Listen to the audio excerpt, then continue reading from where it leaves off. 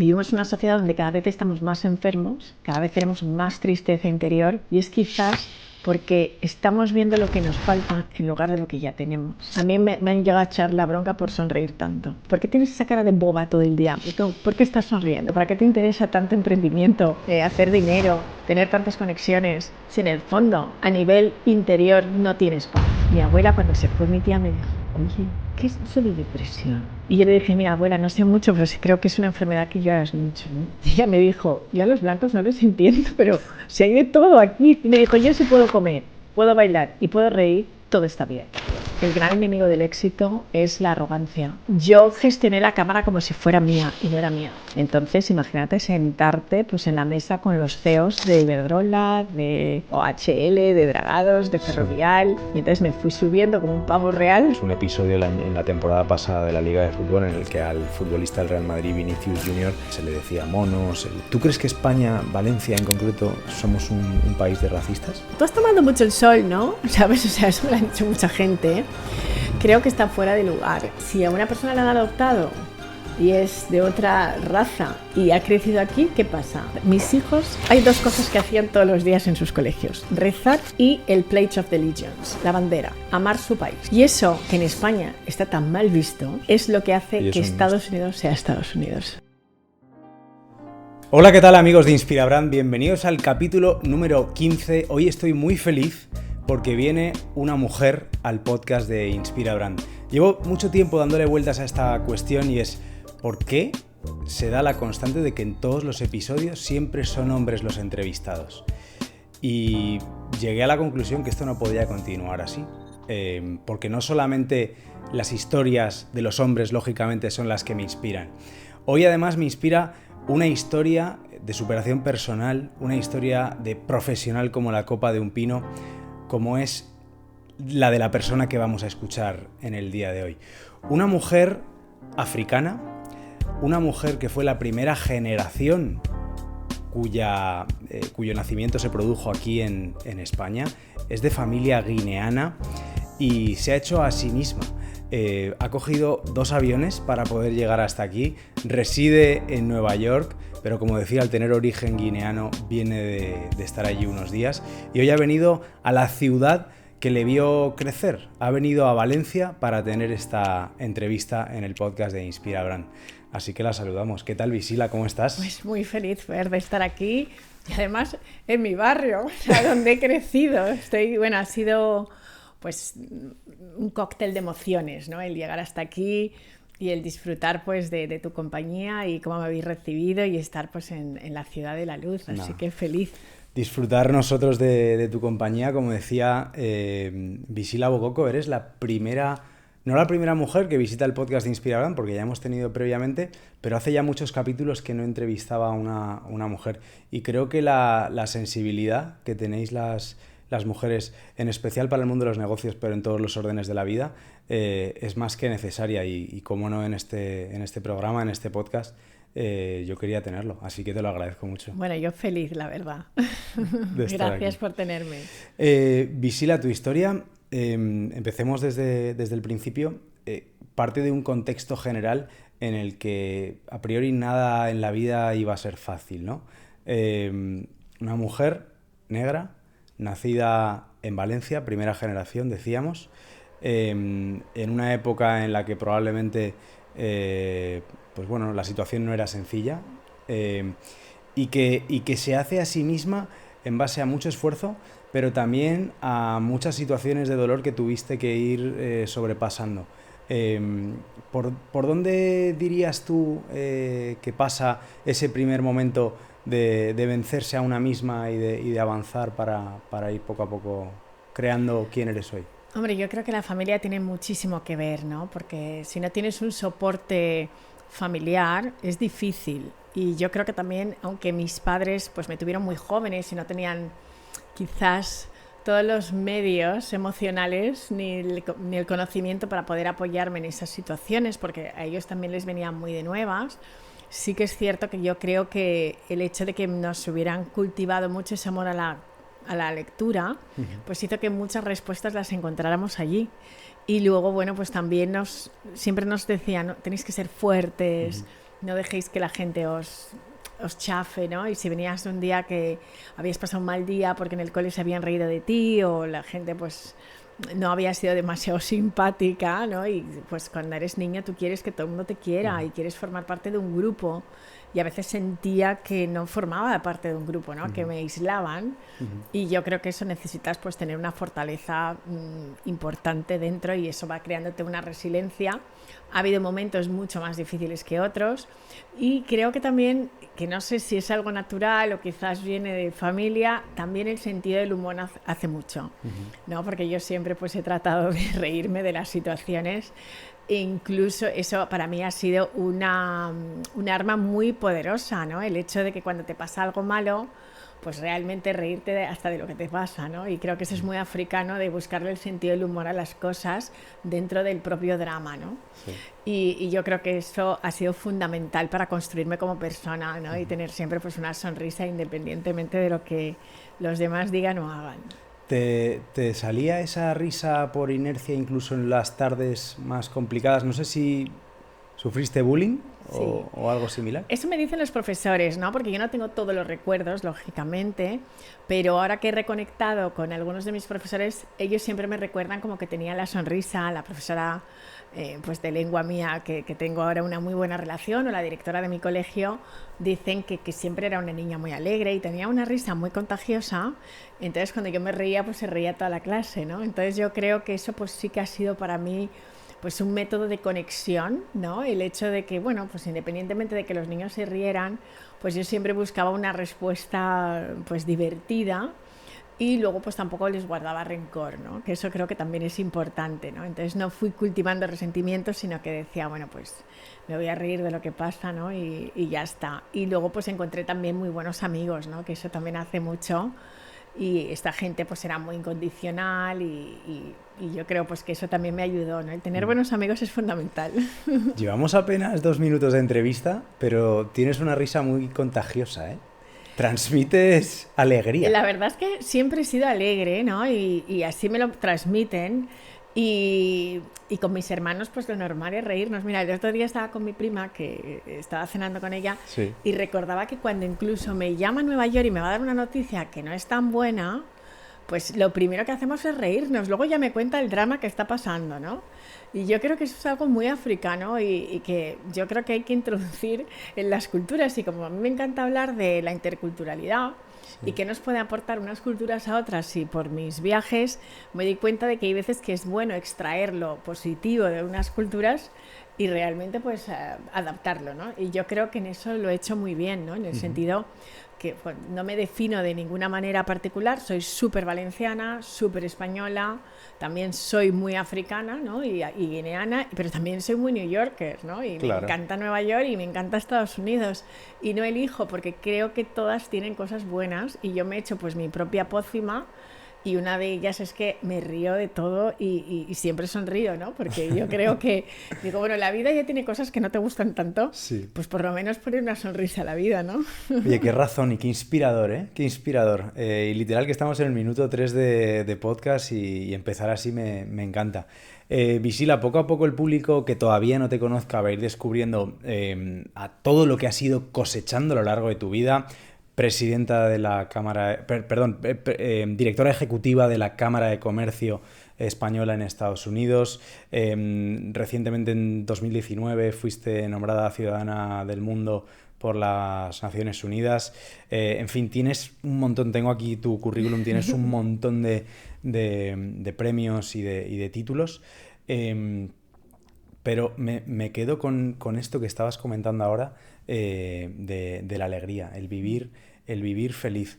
¿Es algo, crees, que a los occidentales o a las personas que vivimos, pues digamos, en la parte del mundo que en teoría nos va muy bien y que lo tenemos todo, que nos hace más falta? ¿Crees que no vivimos tan alegres precisamente por eso? Pues mira, es una súper buena pregunta, y te voy a contestar con una historia. Mi abuela estuvo embarazada 14 veces de su vida y tuvo que enterrar a 7 hijos, ¿no? O sea, viven 4 y gracias a Dios todos están vivos. Mi padre es el primero de sus hijos. Y una vez vino a visitarla una tía mía española y le dijo que tenía una depresión de caballo y que se estaba tomando medicación. Y esto te estoy contando, yo tendría unos 11 o 12 años. Y mi abuela, cuando se fue, mi tía me dijo, oye, ¿qué es eso de depresión? Y yo le dije, mira, abuela, no sé mucho, pero creo que es una enfermedad que lloras mucho, ¿no? Y ella me dijo, yo a los blancos no les entiendo, pero si hay de todo aquí, ¿sabes? Y me dijo, yo sí puedo comer, puedo bailar y puedo reír, todo está bien. Entonces me quedo con esta historia porque a mí me ha definido mi vida, en el sentido de que si tú tienes lo básico, ellos que habían vivido en un momento muy complicado en África, cuando después del tema de la colonia llega un gobierno donde les expropian muchísimas cosas, tienen que empezar desde cero, vienen a España, a un país donde no conocen, ¿no?, las costumbres y tienen que adaptarse y siempre eres el negro. Bueno, pues esto habría gente que podría causarle perfectamente una depresión. El haber perdido todo, el haber enterrado a tus hijos, que eso es lo más antinatural que le puede pasar a un ser humano. Y sin embargo, ella siempre buscaba razones y siempre, yo recuerdo a mi abuela riéndose.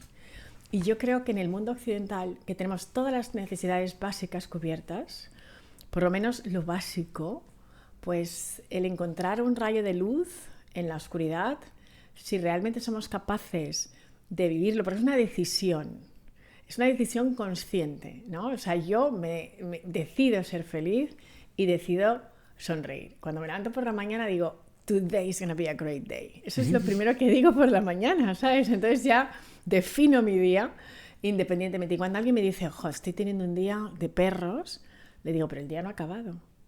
O sea, esa frase no la digas porque el día no ha acabado, ¿sabes? Todavía queda mucho día por delante y en cuestiones de segundos algo puede cambiar. Y yo creo que eso es muy importante, tener esa actitud. Y en el mundo occidental vivimos en una sociedad donde cada vez estamos más enfermos, cada vez tenemos más tristeza interior y es quizás porque estamos viendo lo que nos falta en lugar de lo que ya tenemos.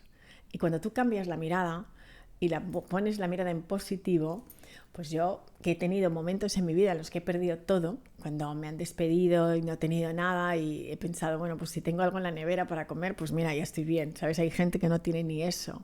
Ahora que vengo de África y me doy cuenta de las necesidades que pasan las personas, ¿de qué me puedo quejar, no? Entonces yo invito a todas las personas a que cambiemos esa mirada, ¿no? Porque muchas veces estamos pensando, ostras, pues no tengo esto, ay Dios mío, una hipoteca, no sé qué, ya, pero hay gente que duerme en la calle, ¿sabes? Entonces, yo sé que a veces eso no te consuela, pero ese es el principio para que construyas la vida que tú quieres. Si tú no eres capaz de realmente apreciar lo que ya tienes, desde ahí no vas a subir. Todo empieza por la aceptación y por la gratitud. Cuando tú aceptas en el momento en el que estás, que puede que no sea el mejor momento de tu vida, pero acéptalo, es lo que hay y ya está. Y desde ahí empiezas a construir un nuevo camino. Y como emprendedores necesitamos tener eso, porque el emprendedor es una montaña rusa. Y he conocido personas que se han arruinado. El otro día estaba con un amigo mío de aquí de Valencia, que es curador, y decía que le había salvado la vida un cuadro, porque el primer dinero que le dio su padre para comprar muebles, no se compró ni un mueble y se compró un cuadro. Y ese cuadro, que le costó 1 millón de pesetas de la época, cuando él tuvo problemas, tenía 21 trabajadores y su empresa en el 2008 quebró, pues pudo pagar a todo el mundo y pudo reflotar gracias a ese cuadro en el que él había invertido, que su padre casi le corta la cabeza, pero luego valía 14 millones y con eso pudo compensar a esos trabajadores, ¿no? Y eso es el camino del emprendedor. Tienes que buscar siempre fórmulas para estar constantemente reinventándote. Y ahora en un mundo tan cambiante, como no tengas esa capacidad de estar completamente siempre dispuesto a ver las oportunidades, a estar realmente bien contigo mismo. Por eso digo que el emprendimiento es un camino de autoconocimiento y cuanto más te conoces, más te puedes querer y puedes apreciar y tomar las decisiones de ser feliz, ¿no? Y yo creo que por ahí se empieza, porque ¿para qué te interesa tanto emprendimiento, hacer dinero, tener tantas conexiones, si en el fondo a nivel interior no tienes paz? No te sirve de nada. Uh-huh.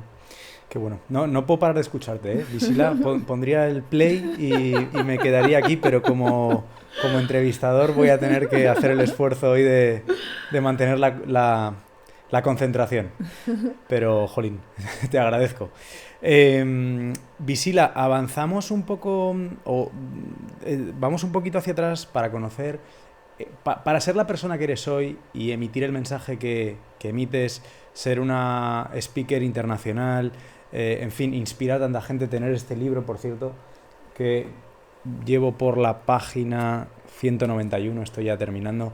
Todos tenemos una historia que contar de Visila Bokoko, un testimonio inspirador para descubrir el gran relato de nuestras vidas, para poder llegar a este estadio de tu vida en el que inspiras a tanta gente.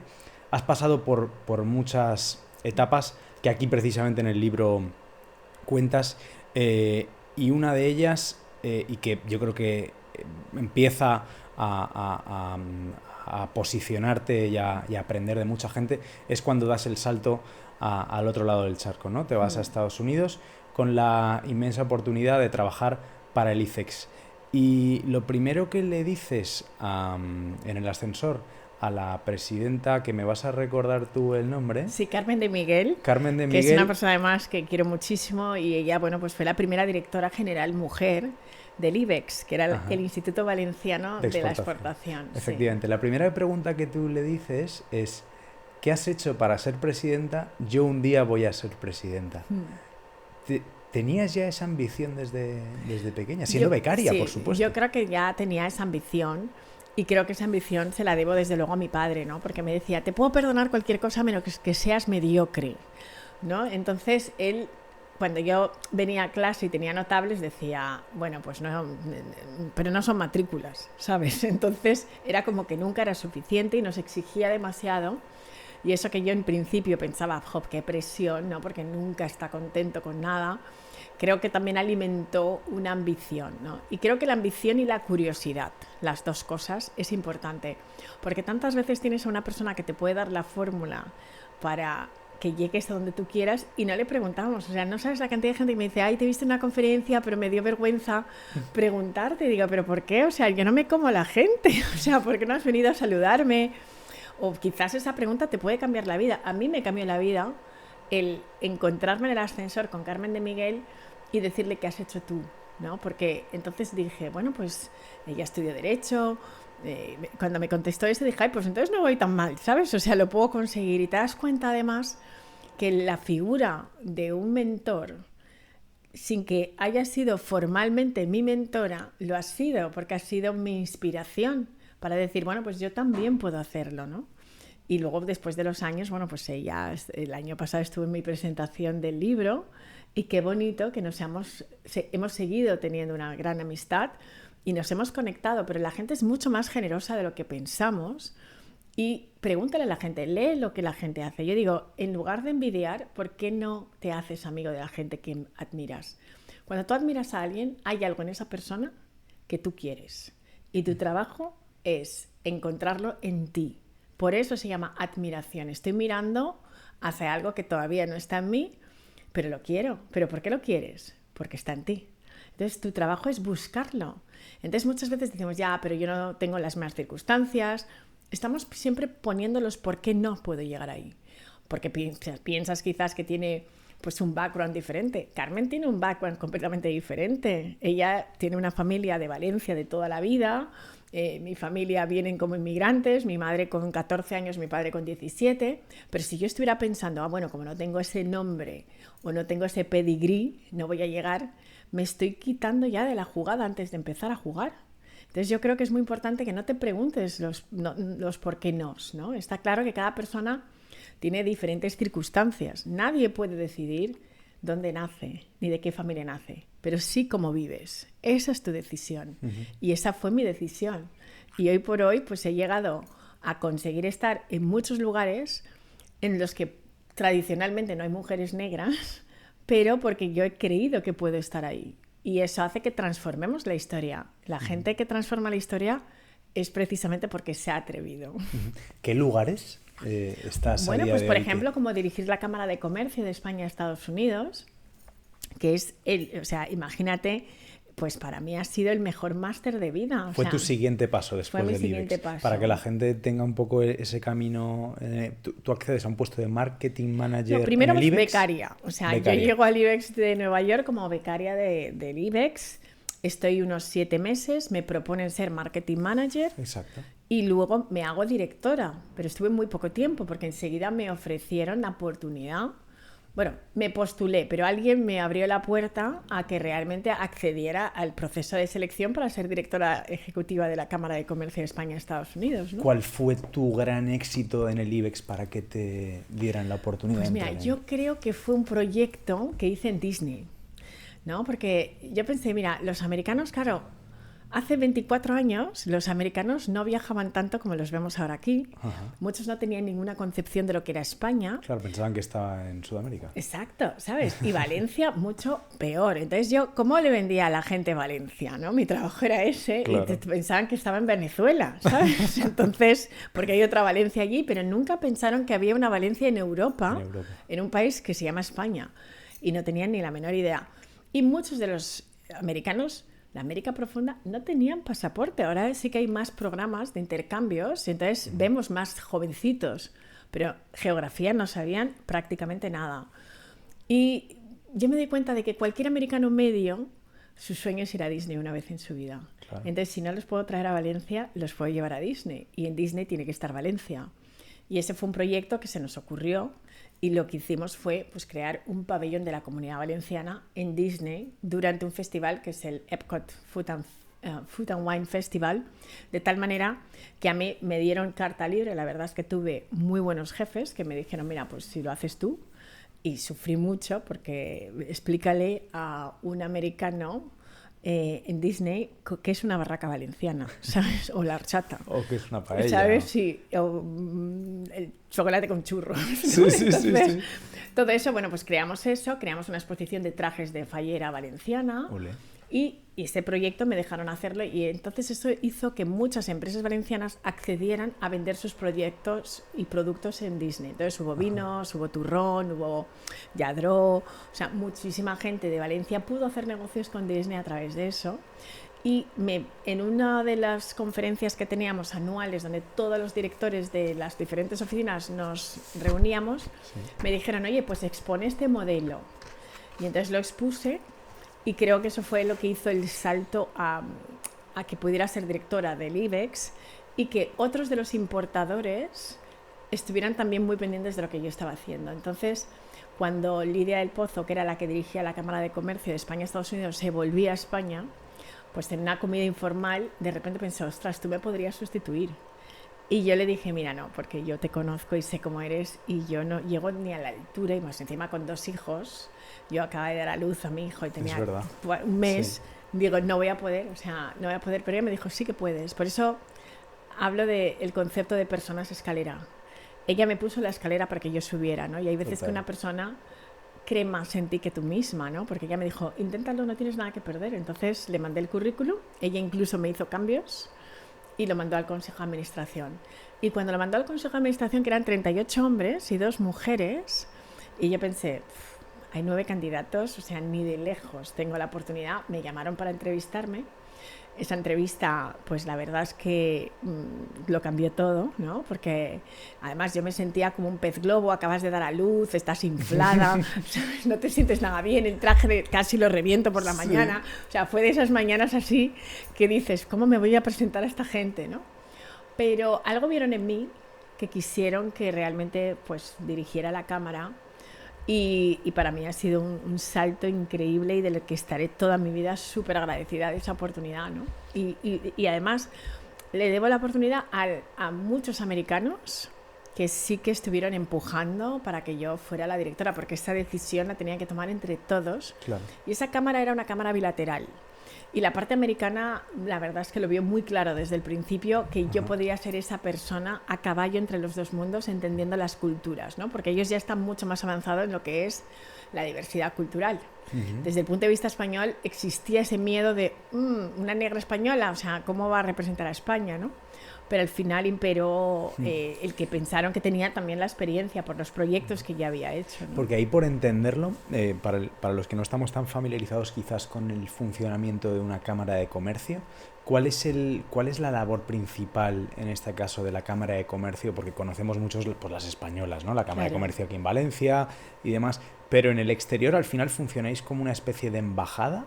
Una cámara de comercio en Estados Unidos tiene, para empezar, esta es bilateral, con lo cual es un organismo americano que defiende los intereses económicos de España para que las relaciones entre España y Estados Unidos económicas funcionen. Vale. Esta cámara empezó en el año 1959, cuando Eisenhower por primera vez pisa España y deciden que tenemos que crear un organismo alejado de la política donde los empresarios puedan tener relaciones económicas. Entonces no es una cámara política, porque aquí tienen un tinte más político, las cámaras de comercio. Sí. Allí no, allí son entidades privadas.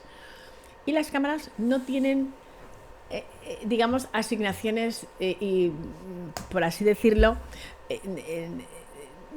subvenciones y todo este tipo de cosas. Tú tienes que hacer el dinero. De acuerdo. Entonces mi trabajo era conseguir fondos para poder promover los programas. Una cámara de comercio, por ejemplo, en Estados Unidos puede hacer visados.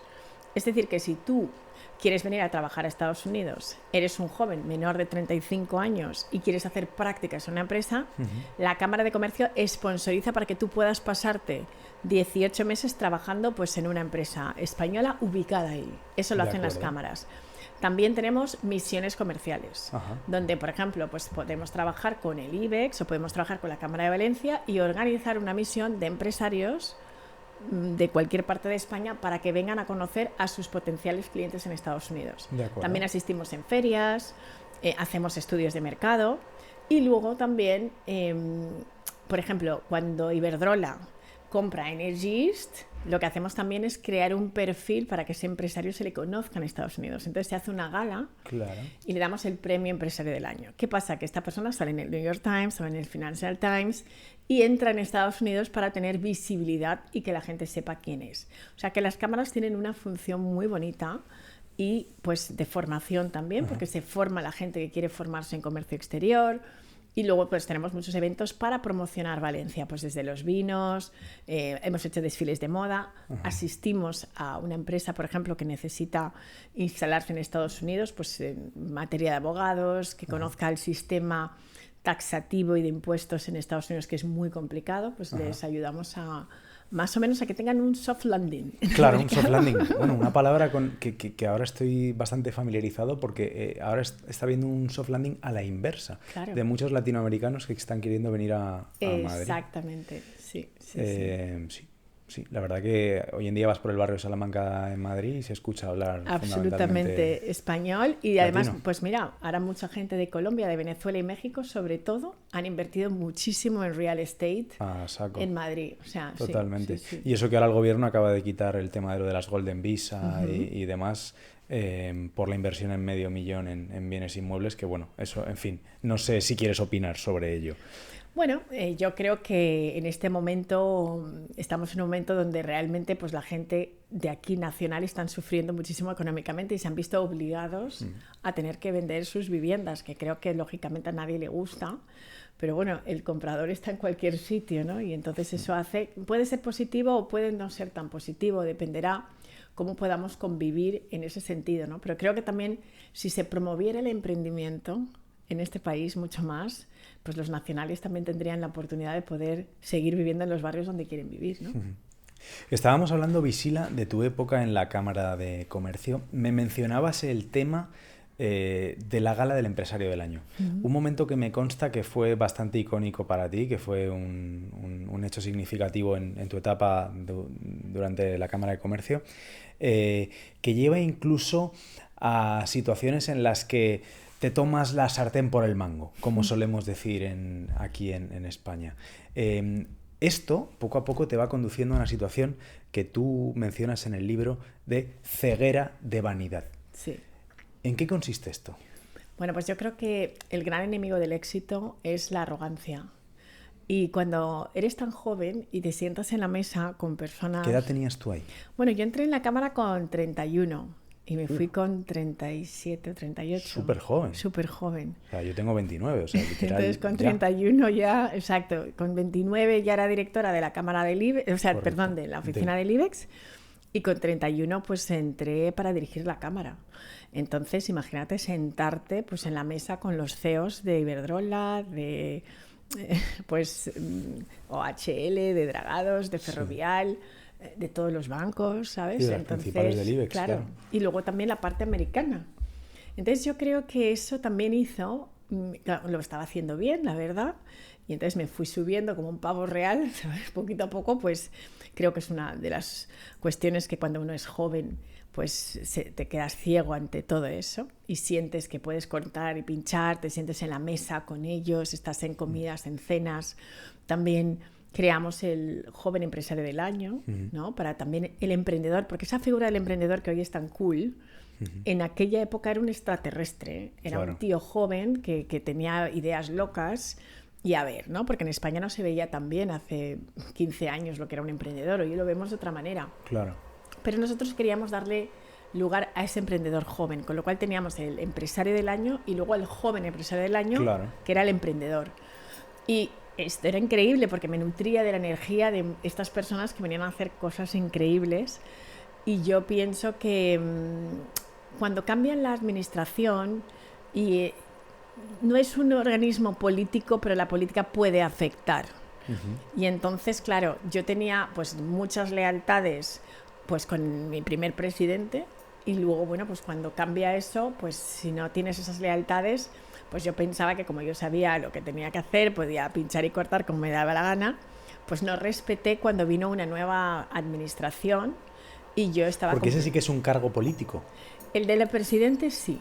¿Sabes? O sea, yo soy técnico, o sea, los directores ejecutivos somos técnicos, pero el presidente te tiene que votar, tienes que hacer relaciones ¿Pero para llevarte bien. ¿Viene de un consejo de ministros? No, viene de un consejo de administración privado de la Cámara. Vale. Pero lógicamente, normalmente puede ser americano, puede ser español, pero bueno, te da una proyección ese puesto increíble. Claro, brutal.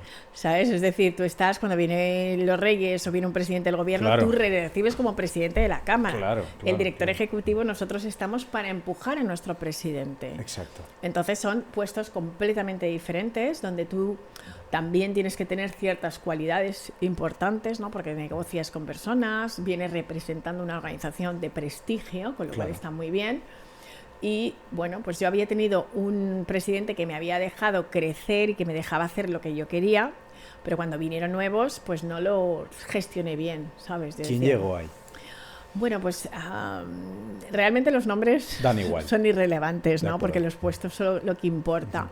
Pero claro, yo había sido como mi primer jefe, pues yo le admiraba tanto y le quería mucho y no me gustó mucho que le echaran, ¿sabes? O sea, porque fueron... le echaron, triquiñuelas, ¿no? ¿Sabes? Como que más o menos. Entonces yo estaba pues ahí un poco con ese sentimiento de no me gusta lo que está pasando, pero yo también hice las cosas mal y debo ser súper sincera. Es decir, yo gestioné la Cámara como si fuera mía y no era mía.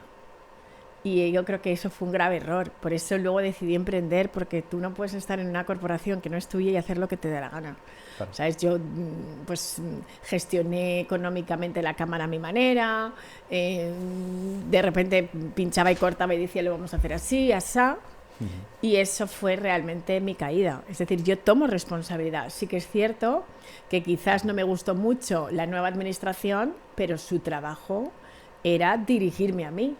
Y yo no sentí que me podían dirigir, ¿sabes? Estaba tan asilvestrada que decía, yo hago lo que me da la gana. Sacas un tema interesantísimo y es el del ego. El del ego en los negocios. Claro. Que yo creo que también tiene cierto que ver en el tema del ego en la vida personal. ¿Tú qué te viste, digamos, afectada por esa ceguera de vanidad? Cuando como empleado o como emprendedor percibes que hay alguien enfrente de ti que está muy subido, que el ego le puede, ¿cómo debemos nosotros gestionar esta Bueno, ahí he hecho un máster, ¿eh? Ahí he hecho un máster porque realmente mi trabajo era gestionar egos. Cuando trabajas con personas tan importantes, o sea, yo me podía montar un pollo monumental por cómo sentaba una persona en una mesa, porque sentía que tenía que estar sentado de una manera o con alguien o con no. ¿En serio? Entonces aprendí muchísimo, ¿sabes? No te puedes ni imaginar la cantidad de... Y es normal, el ego no es negativo si se sabe realmente gestionar bien. El ego también te impulsa, o sea, tú te lo tienes que creer para poder llegar a un puesto de gran responsabilidad. O sea, el ego está ahí para apoyarte a decir yo quiero estar ahí y yo puedo.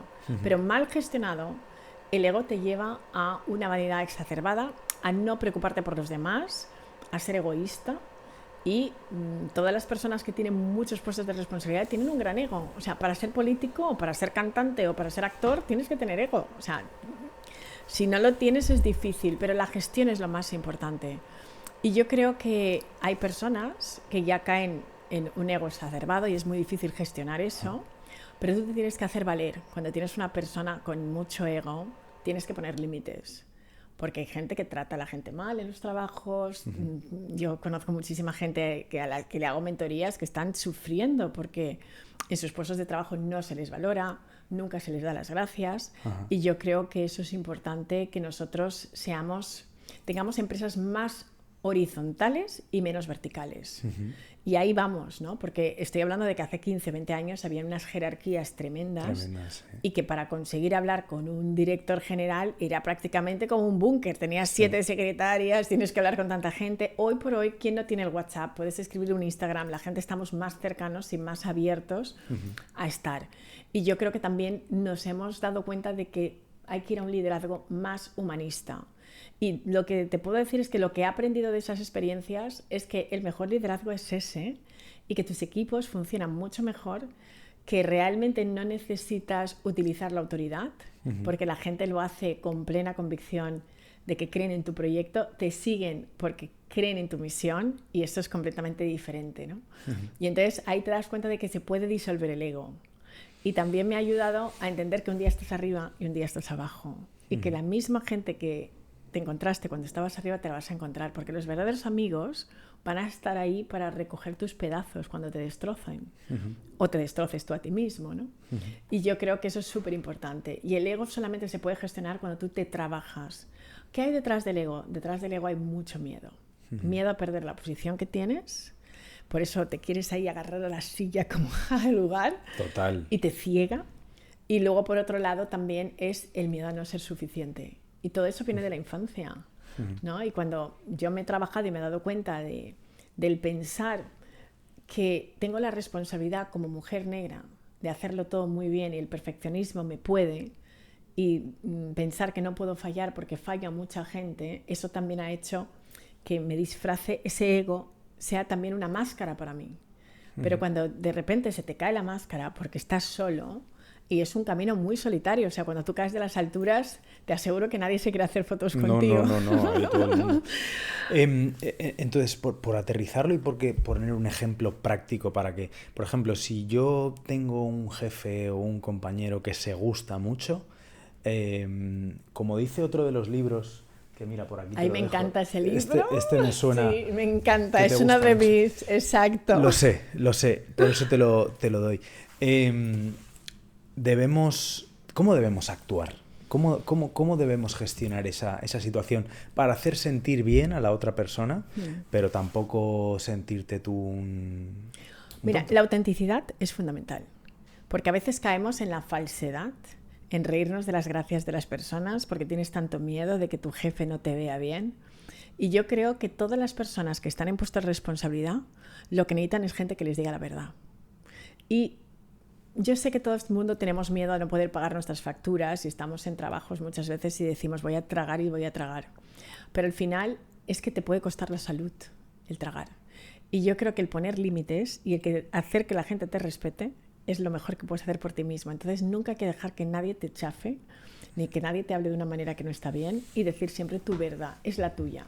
Y en cuanto a los compañeros, mira, los tienes que querer en la distancia y hay que ser profesional. ¿Cómo es esto de querer en la distancia? Exacto, pues yo digo, mira, los cenizos hay que quererlos en la distancia, porque tú sabes que hay gente, compañeros de trabajo muy negativos y que siempre están con the bad news, forget it.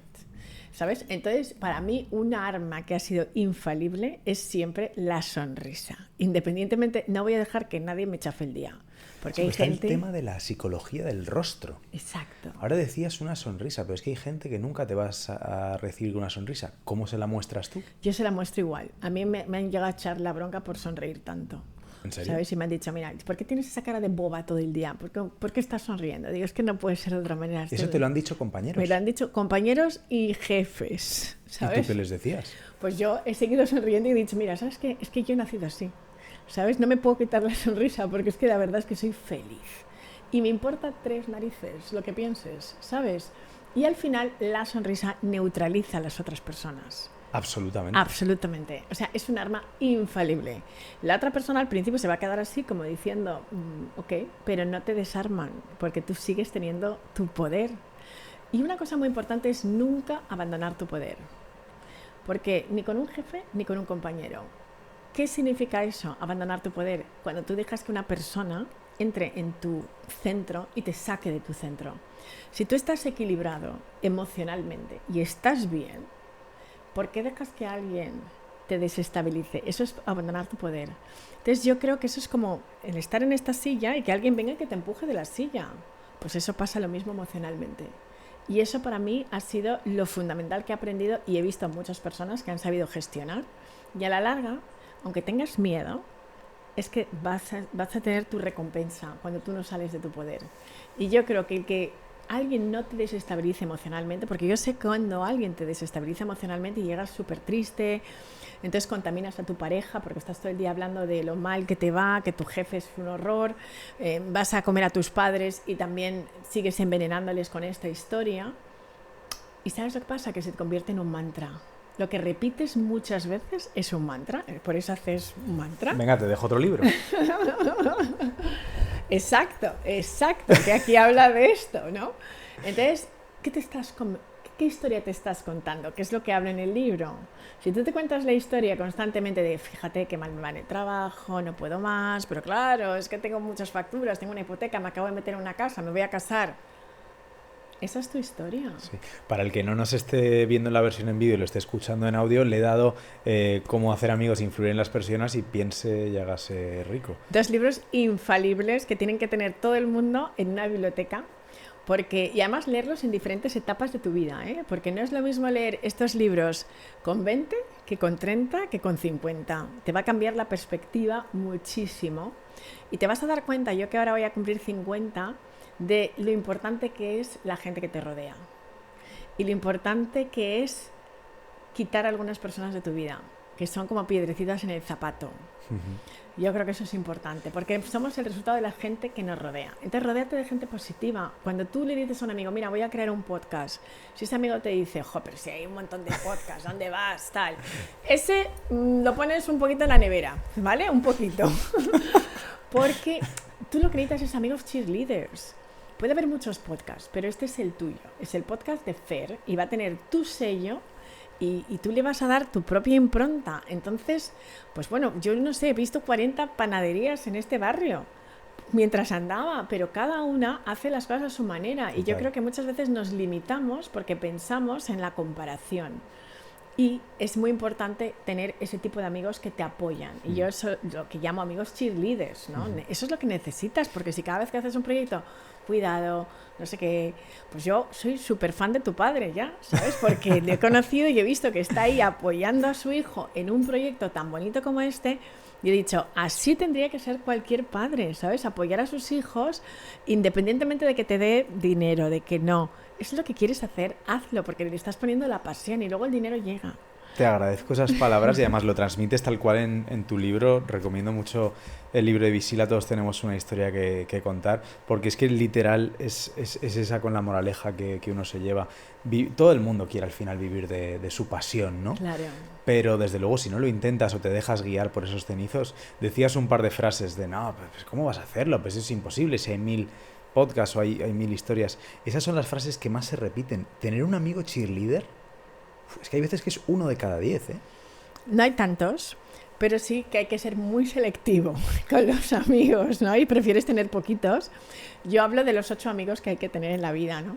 Y yo creo que uno es el cheerleader, otro es el pusher. El amigo pusher, el que te dice, pero tú no decías que ibas a hacer podcast, pues hazlo, ¿no? Porque hay gente que se pasa todo el tiempo diciendo voy a hacer, pero no hace. Entonces necesitas ese tipo de amigo también que te diga, pero tú decías que ibas al gimnasio, pues no, cada día estás peor, ¿sabes? O sea, entonces ese amigo te da la verdad que a veces no quieres escuchar y creo que es importante. Luego también tienes el amigo aventurero que te invita a hacer cosas que nunca pensarías hacer por ti mismo, ¿no? Yo me he ido a Islandia y he dicho, ¿qué hace una negra en Islandia con el frío que hace?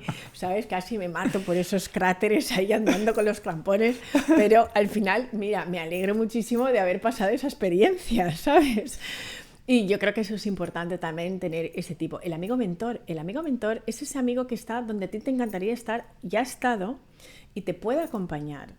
Todos necesitamos también el amigo leal, el que es una oreja, simplemente no te juzga, pero está ahí escuchando.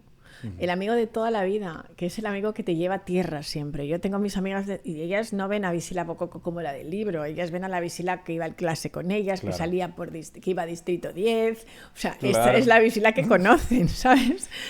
Y también, pues yo creo que está el amigo loco, necesitas un amigo que esté como una cabra y que te haga reír, ¿no? Entonces, todo ese tipo de amigos, si los tienes en la vida, te va a ir fenomenal y hay que buscarlos. Sí. Al cenizo sonrisa, ¿no? Al cenizo, mira, el amigo cenizo, todos tenemos amigos que conocemos del cole, de toda la vida y que les quieres, ¿no? Pero yo creo que es muy importante no dejar que te envenenen porque ellos están viviendo su propia película y no les puedes ayudar. Y hay muchos de esos amigos cenizos que un día se dan cuenta, ¿no? Y que vuelven y te dicen, ojo, pues gracias. Y yo creo que hay que quererles, pero en la distancia, ¿no? Y a veces, pues no les cuentes todos tus proyectos porque lo que te van a hacer es asustarte, ¿no? Ellos embajonarte. Y están proyectando algo que ellos les encantaría hacer, pero tienen miedo. Entonces, no dejes que su miedo sea el tuyo. Quiero contarte lo que te puedes encontrar en esta membresía de Vivinos Best y es realmente vivir tu vida con el máximo potencial. Si eres emprendedor, emprendedora, lo estás pensando y todavía no sabes o estás en el mundo ejecutivo o en el mundo profesional y quieres dar ese salto, la verdad es que creo que esta membresía es para ti. Primero porque vas a disfrutar de un network increíble, vas a tener siempre 2 masterclasses, una conmigo y otra con Andrea Gucci. Vas a tener meditaciones, vas a encontrarte con ejercicios, con sugerencias de libros, de películas y también tendremos algunos invitados que te van a volar la cabeza con el conocimiento que te pueden compartir y que te va a ayudar muchísimo a ir al siguiente nivel, a ser tu mejor yo. Así que ahí te lo dejo. Porque Visila, ¿para ti qué es más importante, ser o tener?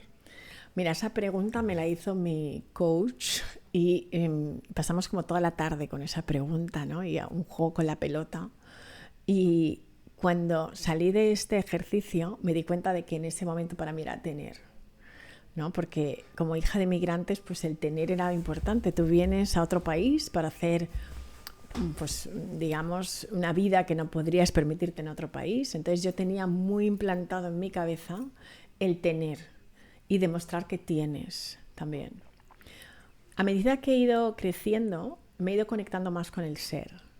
Y ahora me siento mucho mejor siendo que teniendo, ¿no? Y eso me ha hecho, pues, mejor persona.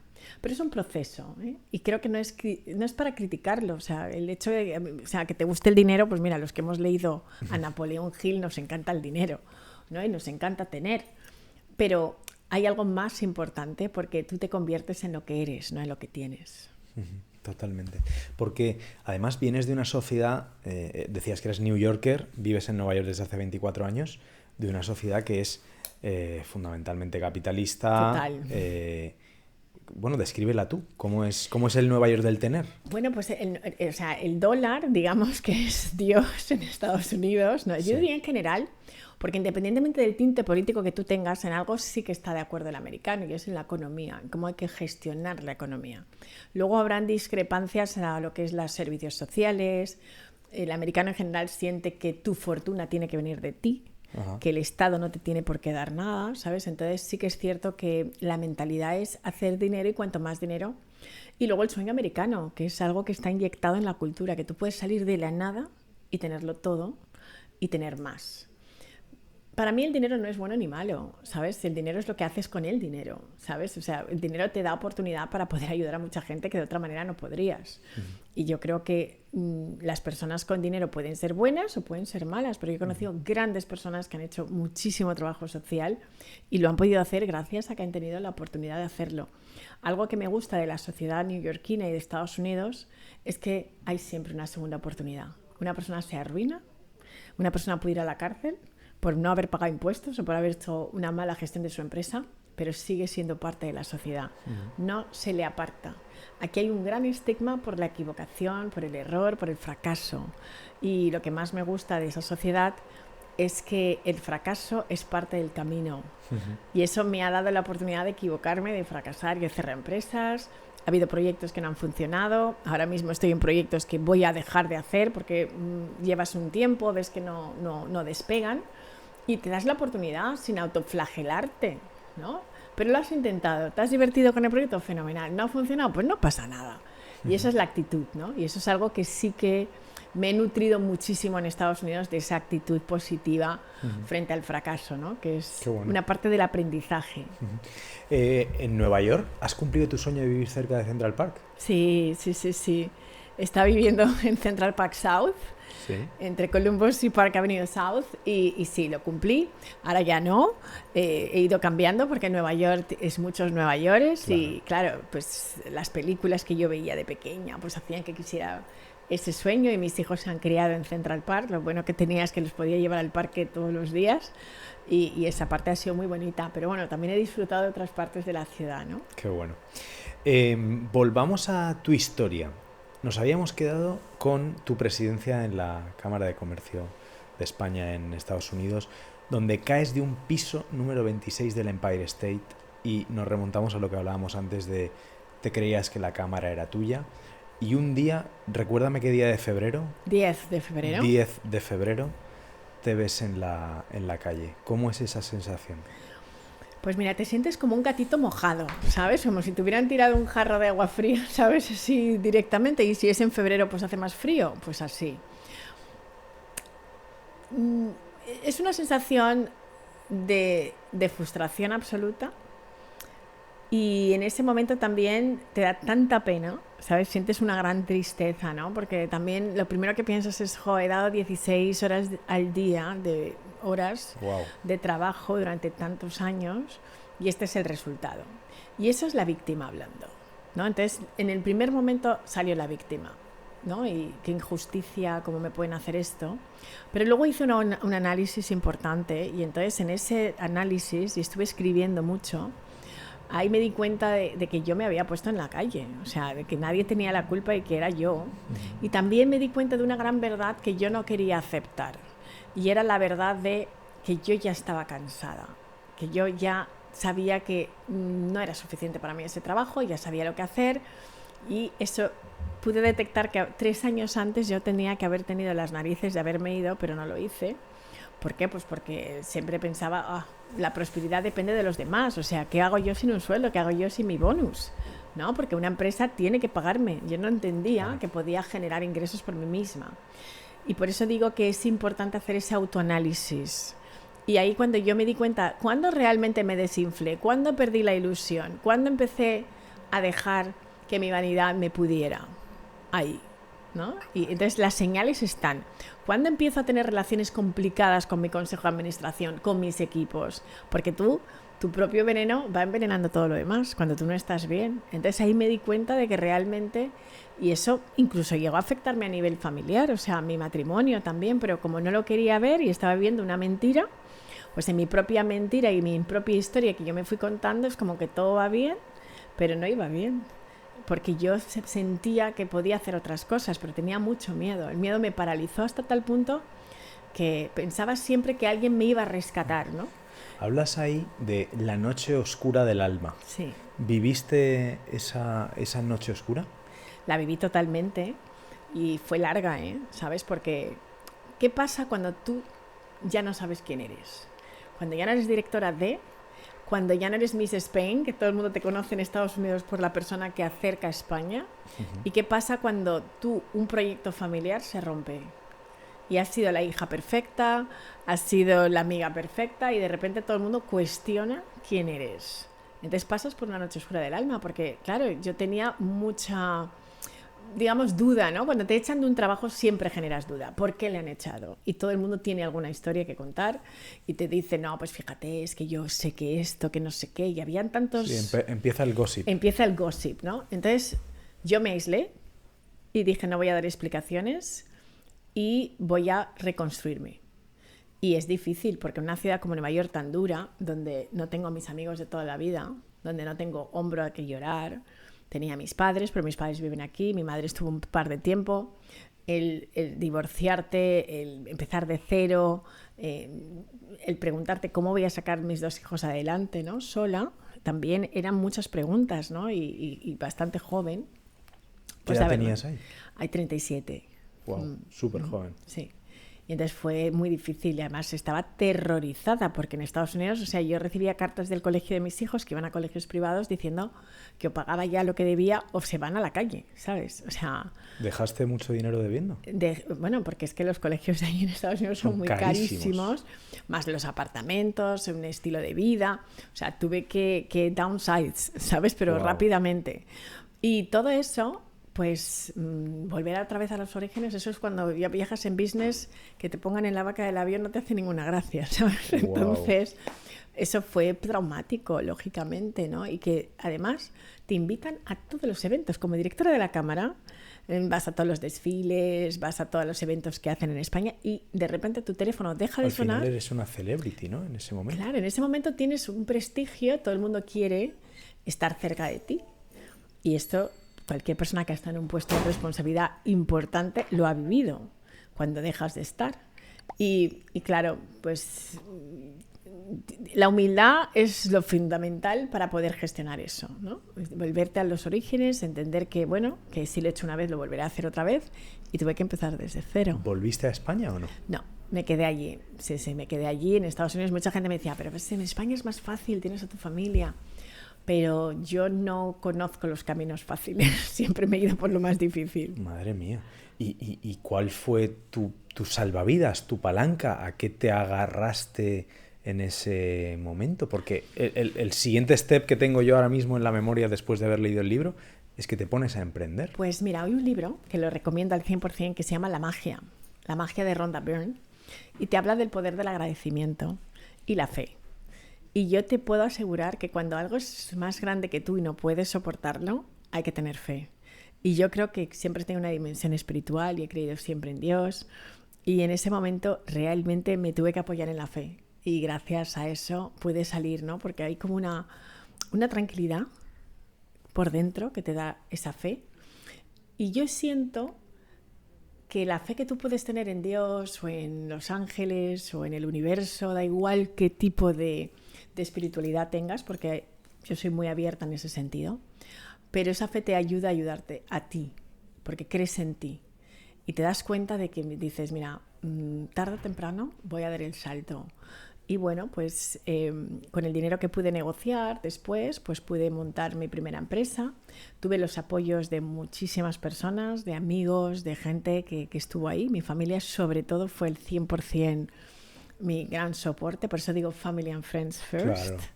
Y luego pues también conocí a mi pareja actual, a mi marido actual, que también fue, pues digamos que me apoyó muchísimo y dijo, tú puedes hacer esto. Y hay una persona también que fue mi secretaria durante 17 años, que me dijo, mira Visila, tú has creado dinero para la Cámara porque levantabas dinero, o sea, ¿qué te hace pensar que no puedes? Y ella se vino conmigo a trabajar sabiendo que no le podía pagar y estuvo conmigo trabajando y no puedo... ¿Cómo puedo pagarle a esa persona? ¿Sabes? Esa persona había estado conmigo en el IBEX, se vino conmigo a la Cámara y se vino cuando yo monté mi empresa y ha estado muchos años conmigo, 17 años dando y creyendo en mí. Y yo creo que eso ha sido fundamental. Las personas que han estado a mi alrededor son las que me han levantado y las que han hecho que yo sea hoy quien soy, ¿no? Porque cuando te caes es difícil y esa noche oscura del alma duró como 3 años. Madre mía. Porque además yo que vengo pues para mí la familia es súper importante, pues el haber roto una familia me sentía muy mal, el no haber estado a la altura también sentía cierta culpabilidad también porque pensé podía haber hecho las cosas mejor. Hay un momento en el que tú te culpas por no haber hecho las cosas bien y te tienes que perdonar y ese perdón es el que te libera. Y dices, bueno, pues, oye, pues tengo que ser un poco más compasivo conmigo. Con 31 años, ¿cómo no me iba a volar la cabeza si estaba en el Empire State dirigiendo una cámara? Pues normal que se me subiera como una botella de champán, ¿no? Entonces, también te tienes que comprender que en los momentos en los que estás en tu vida, pues a veces que hay ciertos comportamientos que no puedes gestionar. Eso es como los niños prodigio. Todos hemos visto personas que no pueden aguantar la fama, ¿no? Y cosas así. Pues, y si no tienes gente que te traiga tierra, es muy difícil, ¿no? Uh-huh. Y yo, bueno, pues lo gestioné desde ese punto de vista y escribí una nueva historia, ¿no? Totalmente. Que es la que tú lees hoy. Y enseguida nos la cuentas, pero antes te quería dejar otro libro. Este no sé si te lo has leído. Ah, no.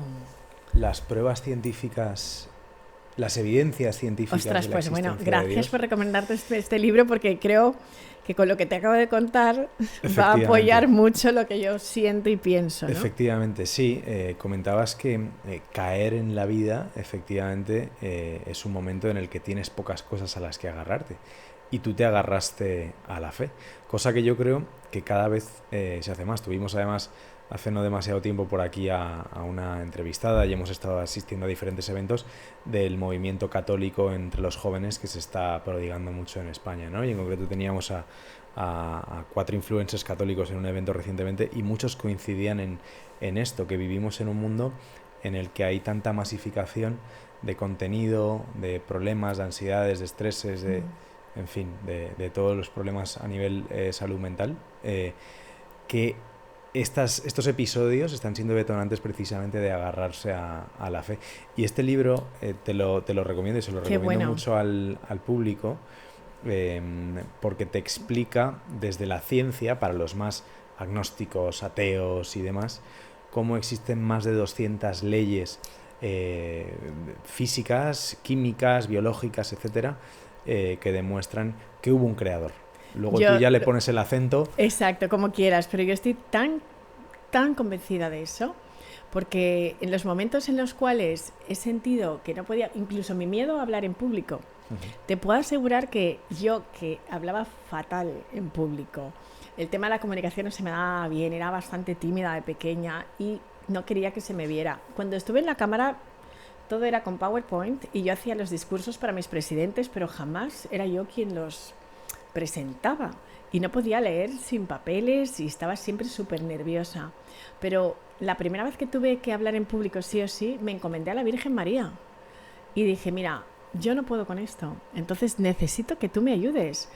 Y de repente que estaba presentando el primer concurso de belleza que se hacía en Guinea Ecuatorial, que era Miss Turismo Guinea Ecuatorial, y los productores me habían dicho que yo era un horror y que no podía presentar, y le dijeron a la ministra, mira, esta chica, lo sentimos mucho, pero no sirve, ¿no? Y ella dijo, a mí me da igual, me vais a devolver todo mi dinero y os vais del país como ella no presente. Y yo me vi en una situación muy complicada porque pensé, la ministra está confiando en mí, es la primera vez que mi país me pide algo y no lo puedo hacer. Y esa noche, yo como venía además de Éfesos, de haber hecho un retiro, porque en Éfesos fue la última casa donde vivió la Virgen María en los últimos 9 años, y había estado ahí, dije, mira, Virgencita, yo aquí no puedo, o sea, te necesito. Y ese día, de verdad, que fue como quitarme un peso de encima y sentí una fuerza espiritual tan grande. Y cuando hice ese ensayo, ya me dijeron, ostras, ¿qué le ha pasado a esta chica, ¿no? Y el día del festival habían 7 presidentes africanos presentes y todos empezaron a invitarme a sus países para que presentara cosas, y ahí empezó mi carrera de speaker. De hecho, acabé hablando en Naciones Unidas. Correcto. Siempre que hay un evento de la UNTAC me invitan a ser la persona que hace de maestro de ceremonias y yo no lo puedo explicar de otra manera si no es con una dimensión divina. No lo puedo explicar de otra manera porque no sé ni lo que me pasó y en muchas ocasiones transforma. Y yo no me importa, o sea, salir del armario, ¿no? Y hablar de Dios, porque mucha gente, empresarios y emprendedores, no quieren hablar, porque en España está como mal visto, ¿no? El ser católico o el ir a misa. ¿En Estados Unidos no tanto? No, en Estados Unidos la gente reza. Y en África igual, o sea, nosotros empezamos un evento y lo primero que hacemos es rezar. Mis hijos, hay 2 cosas que hacían todos los días en sus colegios: rezar y el Pledge of Allegiance, la bandera, amar su país. Wow. Y eso, que en España está tan mal visto, claro, porque ellos son americanos, es lo que hace que Estados Unidos sea Estados Unidos. Y toda la gente que ni siquiera hemos nacido ahí, nos sentimos parte. Porque el día que yo juré para ser ciudadana americana, o sea, vi gente asiática, latina, africana, vi de todo el mundo. Y nos unía que Estados Unidos nos había dado una oportunidad. Y tú te tienes que estudiar la historia americana y te hacen un examen y luego vas allí y ya eres de los nuestros. Oye, qué bien, ¿no? Y yo pues estoy feliz con mis 2 pasaportes, llevo el pasaporte español y el pasaporte americano. Pero mira, hace poco que yo, vengo de estar en África con Ágata. Ágata me dijo lo primero, Ágata Ruiz de la Prada, oye, me encanta que la gente rece y que lo primero que digan es gracias a Dios. O sea, es así, y muchas de las personas que yo conozco que han hecho grandes cosas en la vida creen en Dios. Claro, totalmente. Precisamente ahí en este libro se enumeran decenas y decenas de premios Nobel de física que son todos creyentes. Y yo creo que no lo decimos suficiente porque como queda como mal, sí, ¿sabes? Sí. Y que ya no es como moderno. Claro. Pero yo no me tiembla el pulso en decirlo y encomendarme. Y yo ayer fui a misa con mi madre, o sea, venía de estar con mis amigas hasta las 4 de la mañana. Y sé que a mi madre le haría muchísima ilusión que vaya a misa con ella a las 9 de la mañana y me fui. Y para mí es algo familiar que hacemos, ¿no? Sí. Y me encanta. Antes hablábamos del ego y del yo por encima de todo. Yo creo que no ser capaz de reconocer a un Dios Padre, a un Dios Creador, es probablemente el síntoma inequívoco de que tú te pones por delante, ¿no? Entonces Totalmente. Es como ya te estás definiendo un poco en ese sentido. Exacto. Tú estás por encima de... Y, exacto. Pues no. Y eso no significa que no tengas la capacidad para construir tu vida, ¿no? Pero la construyes con Él. Yo siempre digo que Dios es el mejor socio que puedes tener y digo, es mi partner. A mí cuando la gente me dice, ¿pero cómo lo has conseguido? Digo, pues es que tengo el mejor partner del mundo. Y además estoy en el mejor negocio del mundo, que es hacer el bien. Total. Y si tú estás en el negocio de hacer bien, las cosas pasan. Y eso no significa que no haya sufrimiento o que haya dolor. Pero tú decides cómo lo vives, ¿no? Y eso es la diferencia. Y esa dimensión espiritual, sabes que es por un para qué. Y entonces eso digamos que te saca adelante, ¿no? Y luego lo ves y un día dices, ya entiendo por qué tenía que pasar por aquí. Sí, ¿no? y que para eso hemos venido, ¿no? Exacto. Visira, entramos en el mundo del emprendimiento. ¿Cuántas empresas has abierto o proyectos, y has tenido que cerrar? Porque esto es lo que probablemente nos define a los emprendedores como emprendedores, ¿no? Exacto. Pues mira, varias. Está a punto de arruinarme o me he arruinado algunas veces. No, el primer proyecto empresarial para nosotros fue Visila Wines, lo hice con mi hermano. Seguimos vivos, pero tuvimos que ir a las alianzas estratégicas para poder salir adelante. Pero nosotros perdimos muchísimo dinero, casi 100.000 euros. Wow. Y fue muy difícil y pudimos rescatarlo. Hoy por hoy vive, está ahí. Digamos que no es una empresa que nos dé muchos beneficios, pero le tenemos mucho cariño porque fue la primera empresa, ¿no? Y está muy conectada con el sector del vino valenciano y somos de Valencia y entonces eso pues como que no queremos perder eso, ¿no? Pero he hecho muchos proyectos. La primera empresa que era BBBUS la tuve que cerrar al año. Luego creció BBES, pero le tuve que dar un cambio totalmente diferente porque después de 3 años nos estancamos y ya no crecíamos. Y hay que a veces ver que tienes que hacer cambios y eso está bien. Este segundo proyecto era en temas de consultoría para empresas que quieren adaptar diversidad cultural. Empezamos primero como apoyándoles a entrar en el mercado americano, pero luego nos dimos cuenta de que nosotros no somos ni distribuidores ni importadores y que ya no llegamos. Y que además la tecnología había cambiado muchas cosas, con lo cual la manera tradicional de introducirse en el mercado ha cambiado últimamente. Claro. Entonces tuve que hacer cambios porque al final la tecnología hace que tú estés constantemente teniendo que aprender a aprender. Y luego dijimos, bueno, pues ¿en qué somos buenos? Y hay que hacerse esa pregunta. ¿Y qué experiencia podemos darle a una persona que viene a nosotros? Pues realmente lo mejor que podemos hacer es que entendemos bien la diversidad, que entendemos bien el liderazgo inclusivo, que tenemos inteligencia cultural y que podemos ayudar a las empresas a crear esa inteligencia cultural. También somos buenos en crear, digamos, una imagen en el mercado, ¿sabes? Entender cómo te puedes presentar al mercado. Entonces también hemos sido embajadores de marcas y eso es lo que se nos da bien y hemos quitado y suprimido lo que no. Y hay veces que hay que hacer los números y decir, bueno, pues esto no me está dando beneficios, lo tengo que quitar y ya está. Luego hemos creado también un grupo de mentorías, donde esas mentorías la damos para jóvenes emprendedores que quieren aprender a emprender de una manera más global e internacional, porque muchas veces nos quedamos muy en lo local, ¿no? Y no pensamos en global. Y yo siempre digo, think big, think global, but act local, que está muy bien.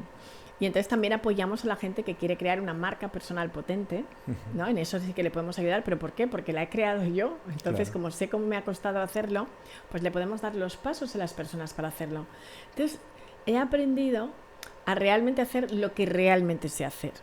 Y lo que no hago experimentos, ¿no? Y también me junto con personas que pueden hacer las cosas mejor que yo o recomiendo a otras personas. Ahora cuando alguien nos dice, mira, pues es que queremos hacer un proyecto, mira, ¿sabes con quién lo vas a hacer súper bien? Con esta persona. Lo que mejor se me da en la vida es conectar. Y es lo que he hecho siempre. Entonces, aprovecho esa facilidad que tengo de conectar personas para poder dirigirlas hacia dónde ir. Pero los negocios siempre están vivos. Y están tan vivos como tú. Y evolucionan tanto como tú evolucionas. Entonces, a veces no te puedes estancar y estás cabezota pensando, mira, esto es el business plan. El business plan está vivo, está tan vivo como tu vida.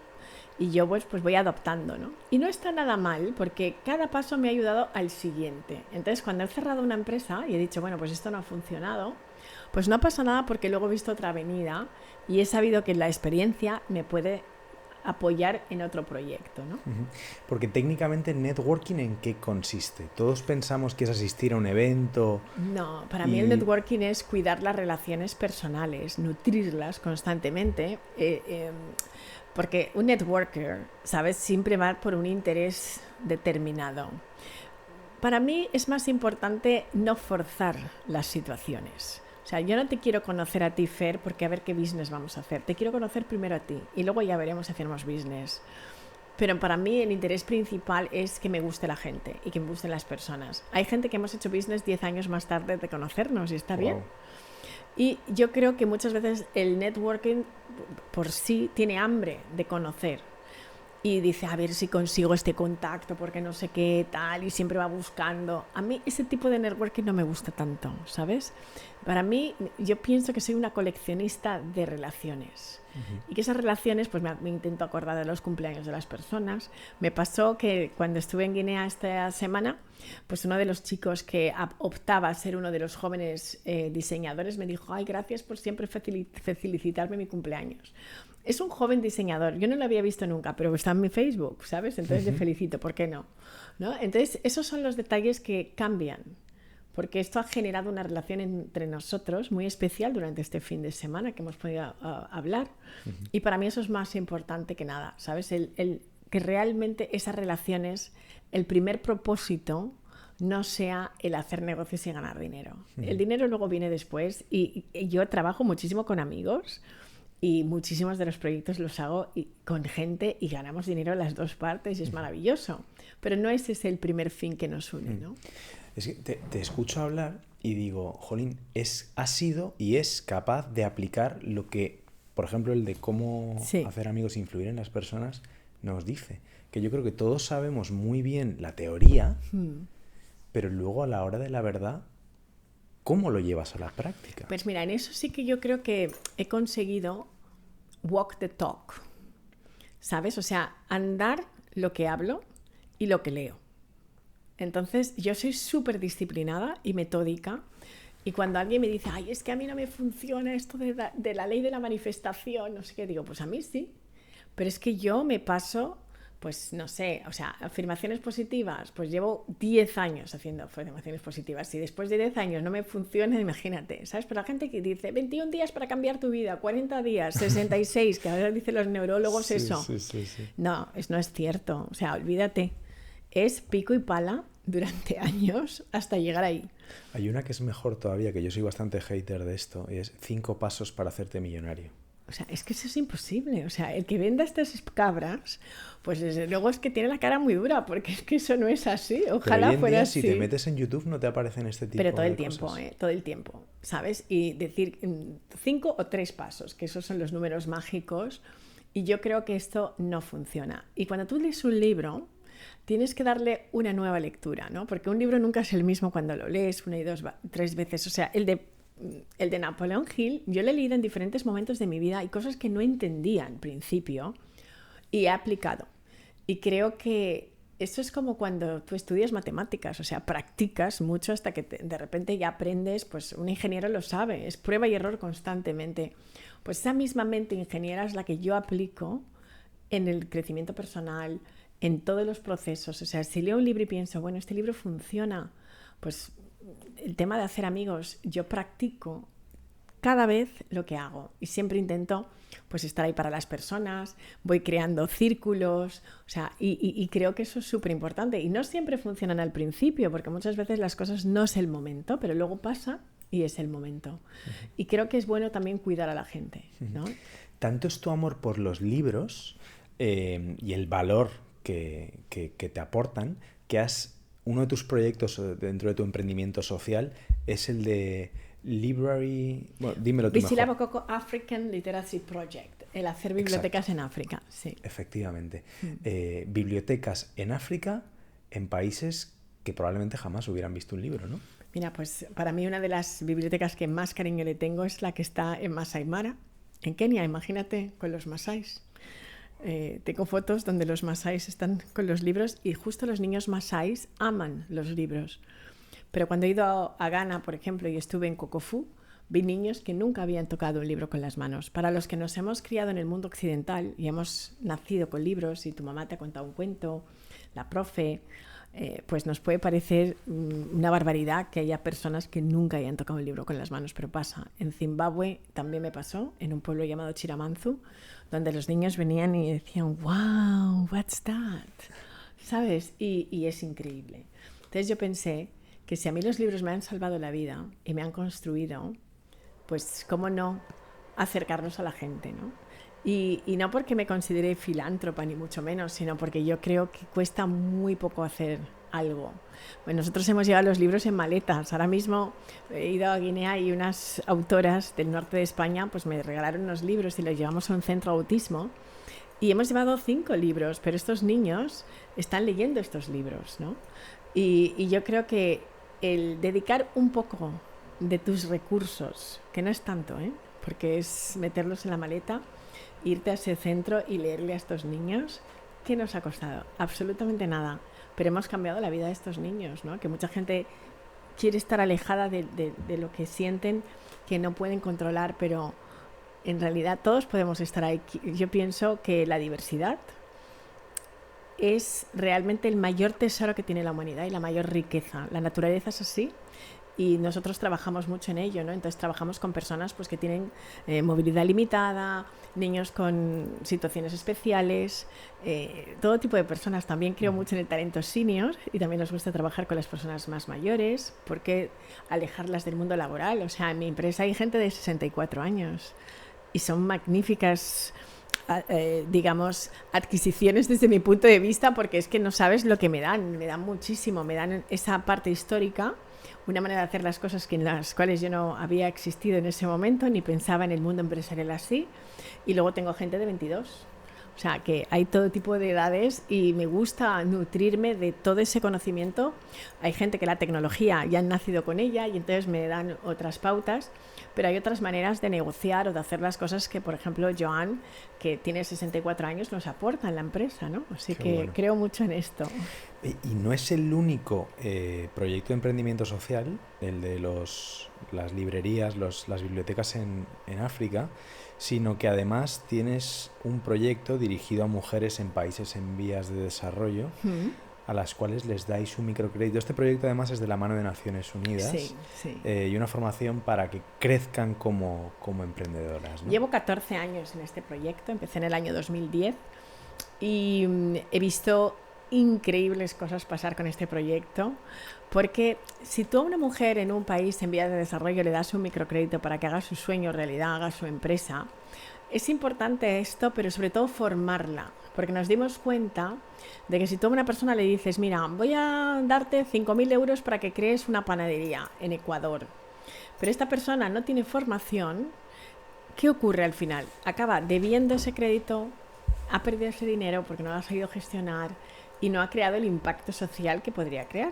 Entonces nosotros nos dedicamos en que entre 3 y 6 meses reciban una formación básica y tienen una serie de mentores en los cuales yo estoy y personas como yo, donde realmente estamos viendo todo ese proceso. Y ellas nos mandan un vídeo, vemos sus planes empresariales, les ayudamos a hacer contabilidad básica, a cómo pueden contratar a las personas, qué características necesitan las personas que les ayuden. Y también hacemos una cosa muy importante y es darles visibilidad.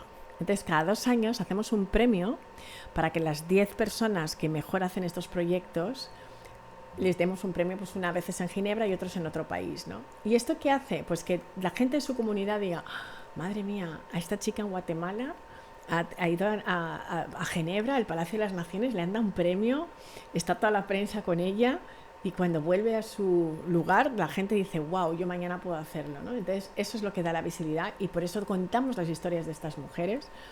Tengo una mujer, por ejemplo, en Zimbabue, Divine, que empezó, ella fue una de las primeras de 2011, hoy salió en la portada de Forbes África hace poco, wow, con una empresa de seguridad que se llama Securico y es una de las mujeres más ricas de África hoy.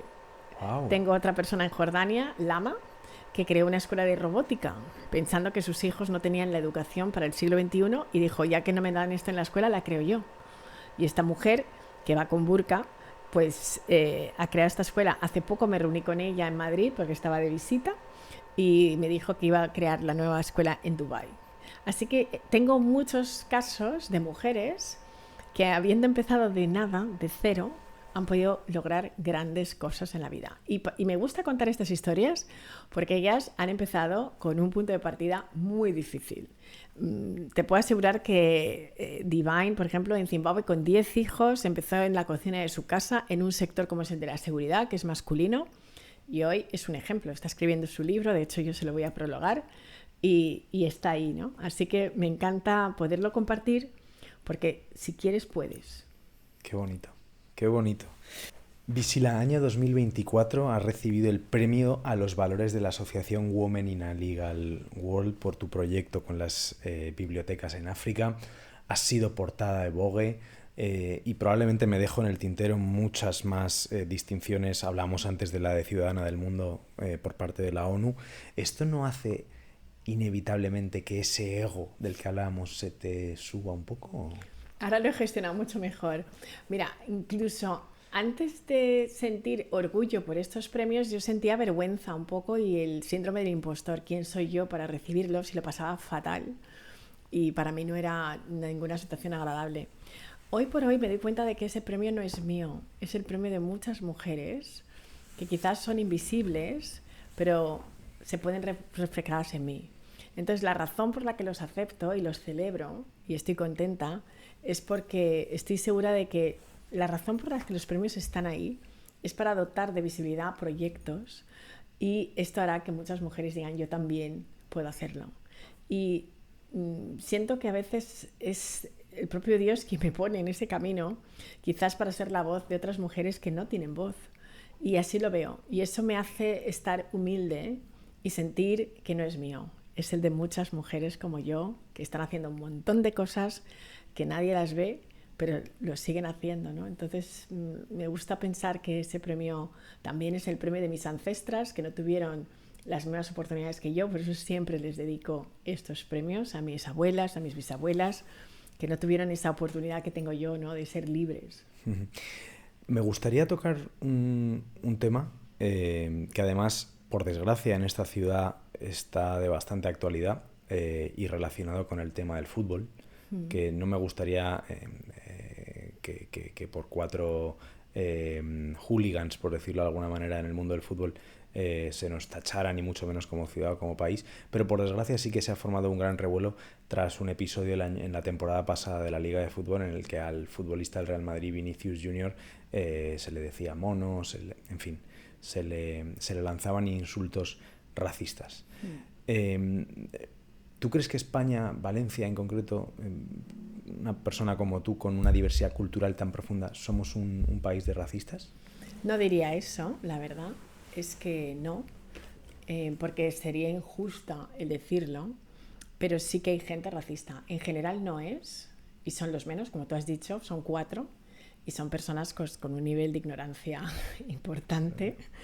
Pero pienso que Valencia cambia mucho y estoy contenta por lo que estoy viendo. Nos queda mucho camino por recorrer, pero yo antes sí que escuchaba personas que nos insultaban por la calle cuando yo era pequeña. Si a alguien le preguntabas la hora, enseguida salía corriendo. Había gente que tenía miedo de los negros. A mí nos han parado en la calle, a mi madre y a mí nos han pedido un carnet de identidad. O sea, hemos vivido situaciones en Valencia, en la calle Jorge Juan, en la calle donde yo vivía. Y nos ha ¿Pero pasado. hablas de un agente de la seguridad? Sí, o sea, un policía secreto diciendo estamos buscando con gente de características parecidas a las suyas. Y mi madre, me acuerdo que nunca he visto a mi madre tan enfadada en su vida, porque lleva aquí desde los 14 años, y le pareció una barbaridad que estuviera pasando esto. Y esto ha pasado y lo puedo corroborar con primos míos, con amigos míos afrodescendientes que han tenido situaciones complicadas. También es de verdad que en ese momento no estábamos acostumbrados a la diversidad. Valencia hoy es una ciudad internacional. Viene gente de todas partes. A mí me encanta, o sea, cada vez me gusta más Valencia y me siento más cómoda porque ese network internacional aquí ya lo puedes tener, antiguamente no.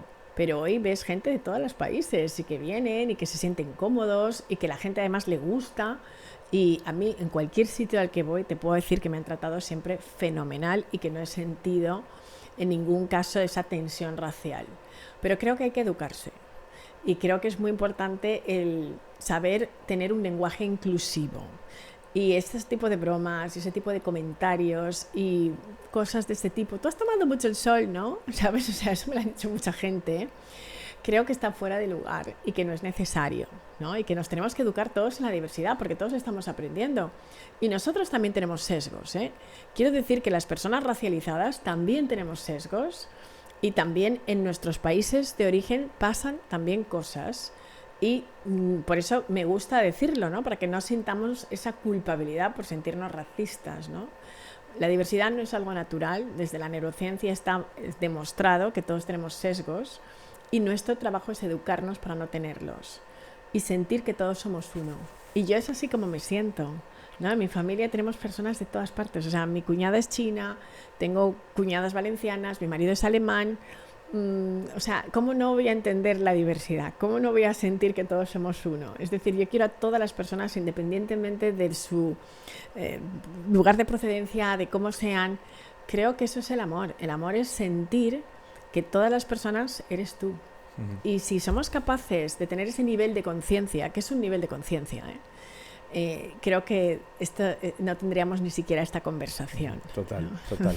Y ese nivel de conciencia para educar ese sesgo que de base todos tenemos, al final es como acudir a nuestro lado humano más racional y no tan primitivo o instintivo, que en todos los órdenes de la vida yo creo que hay que educar, ¿no? Porque desde el colegio. Para colegio. mí el colegio es la base, porque los profesores también se deben de educar en la diversidad.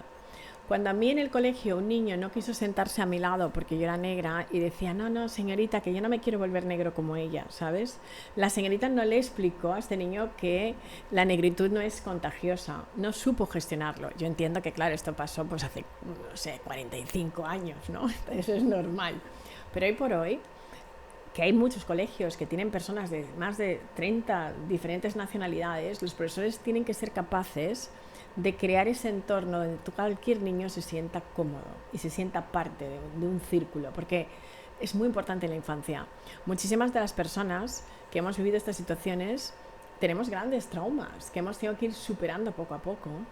Yo sé que soy la primera, pero también tengo muchas relaciones con otros afrodescendientes y algunos no lo superan y algunos siguen viviendo en la víctima y pensando que si no tienen trabajos buenos o si no suben un trabajo es porque son negros. Cuando yo creo que es una creencia limitante, porque lo que crees, creas. Y yo si siempre pensara, ay, como soy negra no me van a coger, pues al final no hubiera tenido los puestos que he tenido. Tengo que ir cambiando mi estructura mental y realmente entender que la gente va a valorar realmente quién soy y mi conocimiento y lo que puedo aportar a una empresa. Y entonces cuando he dejado aparte mi color, me he dado cuenta de que el problema lo puede tener la otra persona, no yo. Absolutamente. Pero si yo hago ese problema mío, soy víctima, pero también soy parte. Entonces yo creo que cuando alguien he visto que ha tenido un comportamiento así y la gente siempre me pregunta, ¿y por qué hablas tan bien español? Y yo, pero si parla valencià y todo. ¿Sabes? Entonces la gente es como, ¿de verdad? Y yo, pues claro, soy de Valencia. Soy valenciana. ¿no? Claro, pero ¿de Valencia de dónde? Y yo, pues de Valencia de aquí, ¿sabes? Como tú. Y la gente tiene como quieren saber tu origen. Y digo, bueno, vengo de Guinea, le tengo que contar toda la historia. Pero sí que es verdad que si a una persona la han adoptado y es de otra raza y ha crecido aquí, ¿qué pasa? O sea, yo sí que sé de dónde mis padres vienen, pero hay personas que son adoptadas y cada vez hay más y que realmente no son de aquí, ¿no? Y creo que tenemos que superar un poco como ese tipo de creencias, ¿no? Y estar abiertos a esa diversidad que es la norma. O sea, el mundo tal y como va, no vamos a podernos librar de estar conviviendo pacíficamente diferentes culturas, ¿no? Y luego está el tema del feminismo, que por relatarlo brevemente, desde mi punto de vista, se ha convertido en un arma arrojadiza para los políticos más que por una causa común, por desgracia. ¿Cuál es tu visión como mujer líder sobre este fenómeno? Pues mira, la verdad es que yo cuando las cosas las ponen ismos no me gustan nada, ¿sabes? Ni racismo, ni feminismo, ni machismo, ni nada. Los ismos no me gustan las etiquetas. Y lo que pienso es que no hay nada más bonito que entender quién eres, ¿no? Y si tú entiendes quién eres, y yo sé que soy una mujer y que puedo ser una mujer líder, y ya está, y no necesito ninguna etiqueta que me represente, porque mi forma de vivir define exactamente quién soy y cómo apoyo pues, a las mujeres, pero también a los hombres. Y yo creo que hombres y mujeres debemos de trabajar de una manera coordinada porque somos complementarios y ayudarnos. Entonces, ¿por qué poner etiquetas y por qué quitar a una persona? Todos tenemos energía femenina y masculina dentro, porque venimos de un hombre y una mujer hasta donde yo sé. Correcto. Entonces, como la naturaleza es sabia y lo ha hecho así, yo sigo pensando que el elemento masculino y femenino está en todas las personas y que sacar las cosas de contexto pues no nos ayuda como sociedad, ¿no? Y que lo que está haciendo es cada vez polarizarnos más este tipo de discursos, cuando en realidad lo único que estamos hablando es de igualdad. En realidad lo único que estamos hablando es de un derecho humano, y el derecho humano es que todos los humanos tenemos derecho a las mismas libertades y a los mismos derechos y oportunidades. Y me quedo con eso, ¿sabes? Más que hablar de ismos. Y Visila, antes de despedir, eres speaker internacional, te mueves y te codeas en un montón de esferas de diferentes puntos de vista, vives en Estados Unidos. Allí tenéis ahora además las elecciones para Estados Unidos. ¿Cómo se ve desde fuera España? ¿Cómo estás viendo un poco el panorama que tenemos Bueno, aquí yo montado? creo que estamos en un momento muy dulce de cómo los americanos ven España, ¿sabes? ¿Sí? Porque hemos pasado de ser un país muy simpático cuando yo llegué, donde, bueno, pues aquí hay flamenco y todo el mundo muy divertido y se come muy bien, a luego pasar a un país que tiene know-how y que además puede aportar valor a los Estados Unidos. Entonces yo creo que las empresas españolas lo han hecho muy bien, y que han hecho que la imagen de España en Estados Unidos cambie muchísimo. Además los startups, los últimos proyectos, ha habido cosas muy buenas. Pero además, si tú le preguntas a cualquier estudiante americano a qué país se vendría a vivir o dónde le gustaría hacer unas prácticas, todos España es el número uno. Wow. Y yo creo que España pues ha conseguido pues tener pues una imagen súper positiva en el extranjero, ¿no? Por su profesionalidad y por supuesto porque es un país súper agradable, la gente es muy agradable, se come fenomenal, el tiempo, todo eso ya lo teníamos, pero yo creo que además a la gente le gusta trabajar con españoles, o sea, eso sí que lo veo. Qué bueno. Visila, antes de despedirnos y de preguntarte qué te inspira, que es la pregunta que me gusta dejar para el final, me gustaría que contaras la pedazo de anécdota que has tenido esta mañana, tanto con Raquel, nuestra filmmaker, como con la persona que te ha maquillado. Pues para que luego digan que Dios no existe, ¿sabes? O sea, es que es impresionante. Porque, bueno, la maquilladora, que es el primer episodio que ha pasado, cuando yo me la he encontrado, que estábamos fuera de la casa de Raquel esperando, me ha dicho, yo ya te conozco. Y digo, ¿ah? Dice, sí, porque yo estaba casada con un guineano y mis padres y tus padres son amigos, pero ya de generaciones. O sea, ella sabía que los abuelos de su marido ya eran amigos de mis abuelos. Qué caso. Y entonces, bueno, claro, me he puesto en unas muy buenas manos porque ella ya había maquillado a sus cuñadas, con lo cual ese miedo que yo tenía de ¿sabrán maquillar negras? Pues se me ha disuelto inmediatamente y he estado en muy buenas manos. Pero es que lo que acaba de pasar ahora es más fuerte todavía, porque nuestra magnífica fotógrafa, pues yo le he dicho que mi hermano se casaba y le he dicho a la maquilladora y ella estaba delante, ay, pues igual para la boda de mi hermano, pues nos encantaría pues que vinieras. Y ya pues yo sabía que mi hermano me había dicho que ya tenía una fotógrafa, pero es que me acabo de enterar que la fotógrafa que va a fotografiar la boda de mi hermano es Raquel. Es Raquel. Entonces ya más casualidades, no puede haber. Raquel Quiles, la filmmaker de Inspirabrand, y que además tiene Quiles Studio y La Noia, junto con nuestra compañera Abril, que para quien se vaya a casar en los próximos meses, años, que cuenten con ellas, porque si quieren tener el mejor reportaje de bodas, pues tienen que acudir a las mejores profesionales. Y doy fe, porque me ha hecho así un par de fotos que me han encantado. ¿Te han Así gustado? que sí, Bien. doy fe total. Así que contratarla. Pues nada, Visila, lo último, ¿qué te inspira en tu día a día? Yo te iba a decir un reconocimiento que me encanta, y es cada vez que tengo la oportunidad de conocer o hablar con una mujer que es más mayor que yo, siempre tengo un poco ese sesgo del que hablábamos antes de no le voy a preguntar su edad. Claro. Y tú no es que no te lo pregunte, es que tú lo dices abiertamente en tus redes sociales, porque además este año, 2024, cumples 50. Claro. Estás tremendamente orgullosa de esto y me encanta. Y es que Debo redecírtelo. yo pienso que es una bendición estar vivo a cualquier edad. Entonces, ¿cómo no lo voy a decir? La gente que tiene vergüenza de decir su edad, en realidad, ¿de qué tienes vergüenza? Estamos vivos, estamos aquí. Y yo ojalá pueda cumplir 100 y voy a celebrarlo por todo lo alto. Yo he empezado a celebrar mi cumpleaños 50 días antes. Entonces cada día voy contando pues cosas que me han inspirado en mi vida y cosas que me han pasado durante estos 50 años. Entonces 50 cosas de mí en 50 días antes. Empecé el 8 de mayo y el día 26, que es mi cumpleaños, era el último vídeo. Como 26 de Pentecostés, si junio. es que está todo... Exacto, el prácticamente 26 de los junio 50 días. justo es mi cumpleaños, ¿no? Y yo creo que está fenomenal que las mujeres dejemos de estigmatizar la edad, de que nos sintamos mal. Oye, abraza tus arrugas, qué bien que estás aquí. Las arrugas también son vida y demuestran lo que has vivido. Y que además la belleza está en todo el mundo, en todas las personas, en cualquier edad, ¿no? Y yo creo que eso hay que verlo así. Y pues estoy tan orgullosa de decirlo y lo digo fenomenal.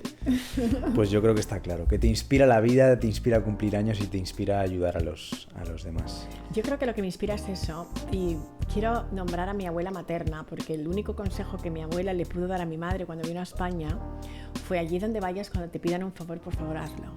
No importa si esa persona te lo paga o no, porque si no, tus hijos recibirán los beneficios, alguien los ayudará en algún momento, ¿no? Y mi madre, que se fue con 14 años y nunca más volvió a ver a mi abuela, y yo tampoco nunca la conocí, pero siempre he sentido que ella está en mí, pues ella es una gran fuente de inspiración, porque si soy así y me han inculcado el de ayudar a los demás y el ser generosa, es por ella. Entonces hay tanto poder en la generosidad, en el dar, y te hace tan feliz, que yo eso, pues creo que mi abuela materna, aunque está solamente como angelita mía, me inspira mucho. Dar sin esperar a cambio, incluso en los negocios. Exacto, así es. Visila Bococo, ha sido un placer tenerte en el podcast de Inspirabrand y pues nos vemos próximamente. Ojalá la vida Por nos vuelva a juntar. Con Raquel, desde luego, en la boda. Cuenta con ello, porque algo que me gusta hacer es que las relaciones no se queden aquí. Así que una paellita nos tendremos que tomar en uno de mis viajes, ¿ok? Por supuesto, no lo dudes. Y invitamos a tu papi también. Por supuesto.